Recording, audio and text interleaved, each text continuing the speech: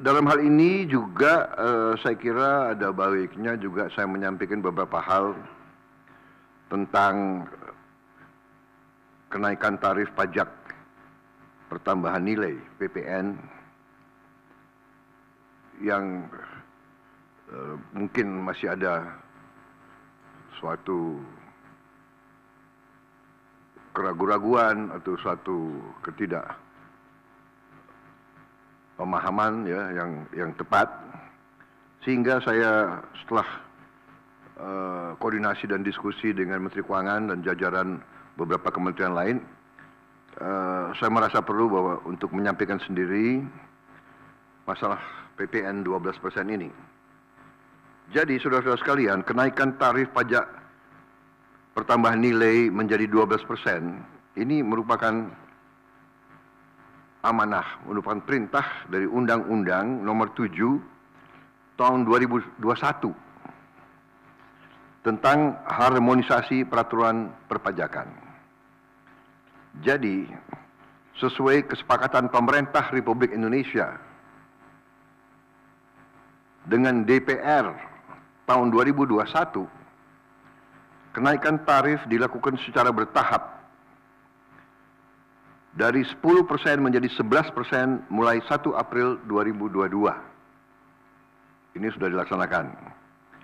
Dan kemudian perintah undang-undang dari 11% menjadi 12% pada 1 Januari 2025. Besok. Kenaikan secara bertahap ini dimaksud agar tidak memberi dampak yang signifikan terhadap daya beli masyarakat, terhadap inflasi, dan terhadap pertumbuhan ekonomi.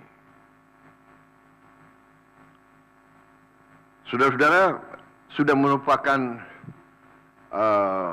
sikap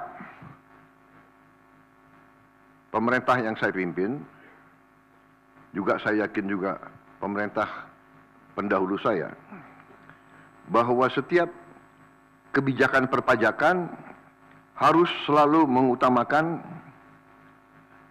kepentingan rakyat secara keseluruhan, perlindungan daya beli rakyat, serta mendorong pemerataan ekonomi. Komitmen kita adalah selalu berpihak kepada rakyat banyak, berpihak kepada kepentingan nasional, dan berjuang dan bekerja untuk kesejahteraan rakyat. Karena itu, seperti yang sudah saya sampaikan sebelumnya dan telah berkoordinasi dengan DPR RI, hari ini pemerintah memutuskan bahwa kenaikan tarif PPN dari 11% menjadi 12% hanya dikenakan terhadap barang dan jasa mewah. Ya, saya ulangi ya supaya jelas. Kenaikan tarif PPN dari 11% menjadi 12% hanya dikenakan terhadap barang dan jasa mewah, yaitu barang dan jasa tertentu yang selama ini sudah terkena PPN barang mewah, yang dikonsumsi oleh golongan masyarakat berada, masyarakat mampu. Contoh, pesawat jet pribadi itu tergolong barang mewah yang dimanfaatkan ataupun digunakan oleh masyarakat papan atas. Kemudian kapal pesiar, yacht, ya, motor yacht. Kemudian rumah yang sangat mewah, yang nilainya di atas golongan menengah. Artinya, untuk barang dan jasa yang selain tergolong barang-barang mewah, ya, tidak ada kenaikan PPN, yakni tetap sebesar yang berlaku sekarang, yang sudah berlaku dari sejak tahun 2022. Ya. Untuk barang dan jasa yang merupakan kebutuhan pokok masyarakat, yang selama ini diberi fasilitas pembebasan atau dikenakan tarif PPN 0%, masih tetap berlaku. Ya, saya ulangi, barang dan jasa yang merupakan kebutuhan pokok masyarakat, yang selama ini diberi fasilitas pembebasan dari pajak, ya, yaitu PPN 0% masih tetap berlaku.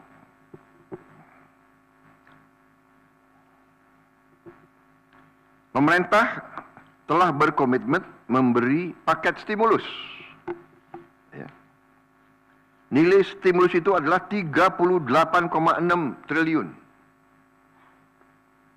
Seperti yang pernah diumumkan sebelumnya.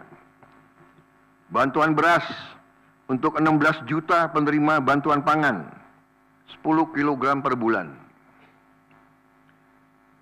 Diskon 50% untuk pelanggan listrik dengan daya maksimal 2.200 volt. Pembiayaan industri padat karya. Ya.